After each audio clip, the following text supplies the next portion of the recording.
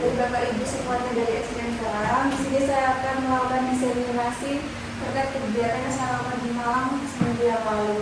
Nah, diseminasi ini judulnya adalah inovasi pembelajaran berbasis kecerdasan artifisial atau KA. Nah, sebagai pengantar dulu, KA itu apa? KA yang biasa disebut dengan AI itu adalah simulasi dari kecerdasan manusia yang dimodelkan dalam mesin terutama sistem komputer agar mampu berpikir dan tidak seperti manusia. Jadi sekarang komputer sudah bisa lebih pintar dari kita, seperti itu. Nah, secara sederhana, AI itu adalah teknologi yang memungkinkan komputer untuk belajar dari data, mengenali pola dan mengambil keputusan secara mandiri untuk menyelesaikan tugas-tugas tertentu. Kecerdasan artifisial dan juga kecerdasan manusia ternyata mempunyai positif dan negatifnya atau mempunyai perbedaan. Yang pertama, di mana kecerdasan artifisial ini dia tidak mempunyai perasaan, sedangkan pada kecerdasan manusia dia bisa mempunyai perasaan. Jadi apa yang KA atau di sistem AI itu input, dia hanya mengikuti instruksi dari apa yang diinputkan atau dipromptkan oleh manusia, karena KA berdasarkan dari kecerdasan manusia. Selanjutnya adalah dari data program yang diberikan. Jadi apa yang diinputkan atau dipromptkan oleh manusia pada sistem itu tadi, KA hanya mengikuti. Sedangkan manusia dia bisa berbeda dan beradaptasi dengan lingkungan melalui interaksi sosial. Selanjutnya hanya memahami hal yang ada di dalam datanya. Sedangkan manusia bisa memperluas konteksnya lagi, jadi tidak terbatas pada apa yang diinputkan karena manusia mempunyai emosional dan juga perasaan. Dan yang terakhir, bisa membuat keputusan berdasarkan angka dan pola. Itu berlaku untuk KA. Sedangkan pada manusia bisa membuat keputusan itu berdasarkan emosionalnya juga, berdasarkan lingkungannya juga, dan juga nilai moral secara dan juga etika yang dimiliki oleh manusia itu sendiri. Cara bagaimana AI itu atau KA itu bekerja? Yang pertama, yang pastinya di sini dibantu oleh manusia. Manusia menginput data, misalnya membuat pertanyaan, pernyataan, teks atau gambar, itu diinput oleh manusia. Sedangkan KA ini dia akan memprosesnya. Di sini ada namanya algoritma. Jadi misalnya kita di Shopee ya, kita kepikiran ingin beli, misalnya pengen beli alat tulis gitu, pasti di pencariannya kan alat tulis terus seperti itu. Kita lihat TikTok, algoritmanya tuh, kita tiba-tiba pengen mie ayam, yang keluar mie ayam di mana-mana. Nah, itu namanya algoritma sistem. Kita nggak tahu apakah ketika kita bicara, aku pengen bakso, apakah HP kita tuh bisa mendengarkan, kita tidak tahu algoritmanya kan. Apa setiap kita buka, itu dia akan keluar apa yang kita pikirkan saat itu juga. Itu namanya algoritmanya kata. Keluarannya ini dia akan keluar keputusan, prediksi sama salah. Jadi prediksi apa yang kira-kira kita ada dipikirkan, dia akan prediksi, oh orang ini pengen bakso, oh orang ini pengen mie ayam. Itu namanya algoritma dari KA. Selanjutnya adalah, nah ini beberapa aplikasi yang basisnya AI.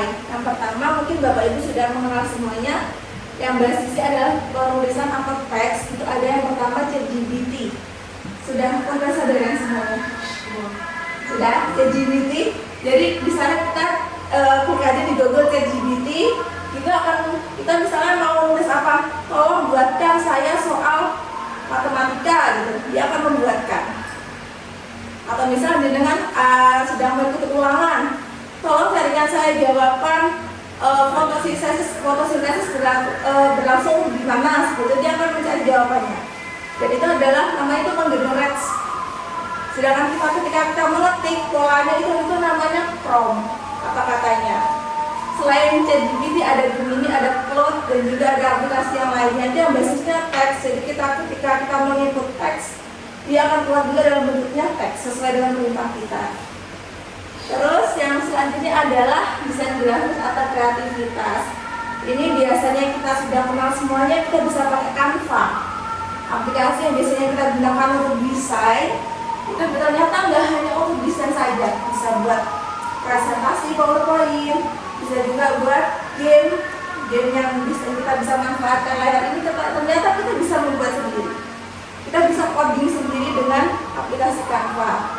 Dan yang terakhir itu adalah video audio dengan CapCut. Selanjutnya adalah peranan dan musik prompt. Nah, prompt itu apa? Prompt itu adalah instruksi atau perintah yang kita ketikkan di aplikasi AI tadi. Bisa ChatGPT, bisa pakai kata di Canva itu kita buat prompt kata-katanya. Kalau kita nggak menuliskan, mesinnya nggak akan bisa langsung otomatis mencari apa yang kita mau. Jadi kita ketikkan dulu. Semakin lengkap promptnya, keluarannya atau outputnya itu juga akan semakin lengkap. Nah, ini cara fungsinya adalah mengatur konteks, terus memberi instruksi spesifik, menentukan format output, dan juga memfasilitasi kreativitas. Nah, di sini yang paling penting menentukan format outputnya. Jadi promptnya harus semakin jelas. Misalnya, buatkan saya soal matematika, kan? Sama bedakan buatkan saya soal matematika kelas 5 materi A, misalnya materi pembagian dengan jawaban seperti dia akan semakin pembagiannya semakin lengkap juga. Selanjutnya, nih kita akan coba pakai salah satu yang teks tadi, kita pakai Gemini AI. Ini saya sudah buat contoh, misalnya buatkan soal penjumlahan kelas 1 SD, bentuknya cerita tentang jual beli. Nah, ini bisa ditambahin lagi, bisa. Nanti kita akan input di sini. Maaf sedikit buram ya ini. Kita input, ini hasil promptnya. Dia akan keluar mengenerate. Nanti akan keluar dia buatkan soalnya sama jawabannya. Misal di sini tambahin beserta jawabannya atau beserta penilaiannya, itu dia akan keluar. Jadi ketika kita ulangan buatkan soal anak-anak, sekarang kita nggak usah bingung lagi, bisa pakai aplikasi ini dan semuanya saya yakin bisa. Selanjutnya, ini yang berbasisnya Canva. Kalau tadi teks, jadi keluarnya bisa bentuk soal. Ini basisnya nanti adalah bisa kita buat asesmen sumatif yang ketika sekarang dengan zaman yang semakin canggih kita bisa gunakan HP, teknologi ataupun laptop. Ini kita bisa buat di Canva. Bapak Ibu mungkin ini saya tampilkan di sini ya. Kita pilih HP kalau Bapak Ibu punya Canva. Di laptop juga bisa. Itu nanti Bapak Ibu bisa menggunakan Canva AI. Saya yang sebelumnya juga tahu bahwa Canva cuma buat desain, ternyata bisa buat game. Buat game nanti dengan bisa coding sendiri Bapak Ibu, sangat mudah sekali. Nah, di Canva nanti dari HP bisa juga, dari laptop lebih gampang lagi. Nanti dengan cari aplikasinya di sini. Nanti akan ada Canva AI, terus nanti dengan klik kode. Nah, di kode situ nanti panjenengan bisa ngikut promptnya yang kayak tadi. Misalnya saya kasih contoh promptnya ini, nah dia akan langsung mengenerate. Ini nanti di sini akan muncul kode-kode coding gitu, seperti itu. Butuh waktu memang sekitar beberapa detik sampai 1 menit. Nanti dia akan muncul di sini. Nah itu bisa dimainkan seperti kalau kita biasanya main kita tambang, itu kita benar-benar bisa buat sendiri. Hanya perlu apa? Perlu prompt. Prompt itu instruksi yang lengkap. Semakin lengkap promptnya, semakin jelas apa yang akan dikeluarkan oleh aplikasinya ini. Misalnya promptnya kita tulis tidak sesuai dengan apa yang keluar, gimana? Bisa diedit. Ini bisa diedit promptnya, kata-katanya. Contohnya seperti ini kalau saya buat Canva AI. Ini bisa dipilih kayak biasanya kita milih perkalian pembagian itu yang di layar itu, ini bisa. Misalnya ini 3 kali 4. Berapa apelnya, ini bisa diklik, nanti akan keluar. Nah, promptnya ini saya beberapa kali edit ini sampai versi 1, 2, 3, 4, 5 karena mungkin versi pertamanya belum sempurna, saya sempurnakan lagi seperti itu sampai penjelasan sudah puas dengan itunya apa hasilnya. Kalau ini CapCut itu basisnya kita bisa membuat promptnya dulu. Promptnya ini kalau dengan kesulitan buat kata-katanya nanti bisa langsung di Gemini atau di yang teks tadi dengan tulis sedikit sebisanya jenengan, nanti dengan tulis lagi di bawahnya sempurnakan kata-kata ini, dia akan menyempurnakan, membuat kalimat yang lebih lengkap lagi. Ini saya beri contoh sedikit, misalnya seperti Hai teman-teman kelas 5.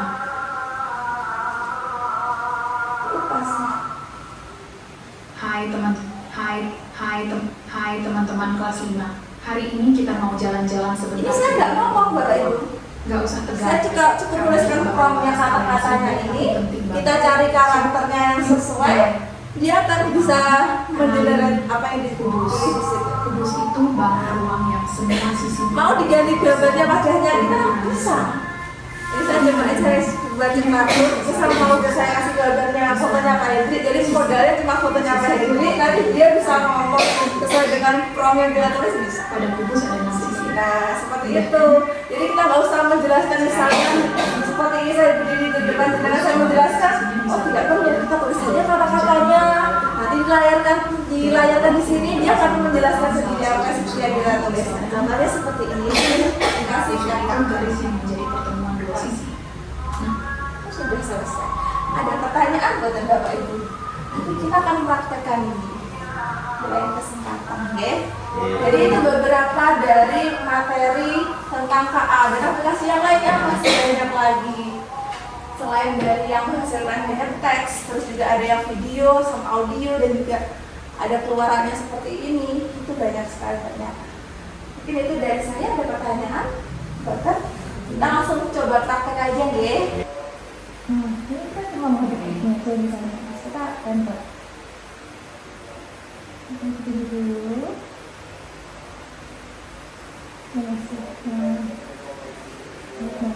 Ini namanya coding ya. Kita nggak perlu, jadi cuma kalau menulis salurnya aja dia keluar codingnya. Dia ada sini pojoknya namanya publikasi. Jadi bisa dimainkan bersama-sama. Cepet.